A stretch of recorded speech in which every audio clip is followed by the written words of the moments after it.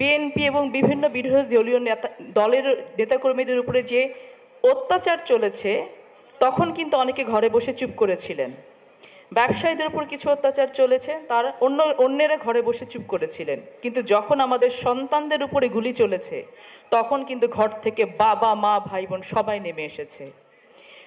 আরেকটি বাংলাদেশ, যেই বাংলাদেশে কোনো সন্তানের উপরে গুলি চলবে না, সেই বাংলাদেশ তৈরি করা কিন্তু খুব সহজ বিষয় না। আর সব থেকে কঠিন হচ্ছে জনগণকে সেই মেসেজটা পৌঁছে দেয়া, জনগণের কাছে সেই উপলব্ধিটা দেয়া যে এই বাংলাদেশে তোমার আমার সন্তান কোনোদিন আর গুলি খেয়ে মরবে না, বুলেটের নিচে দেবে মরবে না। সেই বাংলাদেশ কিন্তু এমনি এমনি হবে না। আমাদের প্রত্যেককে এই বাংলাদেশ নির্মাণের জন্য কাজ করতে হবে, সুনির্দিষ্ট সুপরিকল্পিতভাবে কাজ করতে হবে। ধ্বংস হয়ে যাওয়ার প্রতিটা প্রতিষ্ঠানকে, যেগুলোকে সিস্টেমেটিক্যালি এবং ডেলিবারেটলি ধ্বংস করেছে বিগত সরকার, সেই প্রতিষ্ঠানগুলোকে গড়া কিন্তু একার পক্ষে সম্ভব না।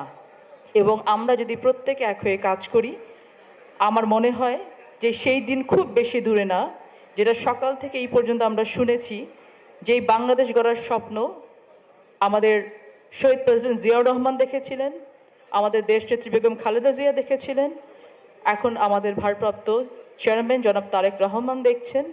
সেই স্বপ্ন আমরা যদি সবাই মিলে নিজের স্বপ্ন মনে করি, তাহলেই কেবল আমরা ভবিষ্যৎ বাংলাদেশ গড়তে পারবো।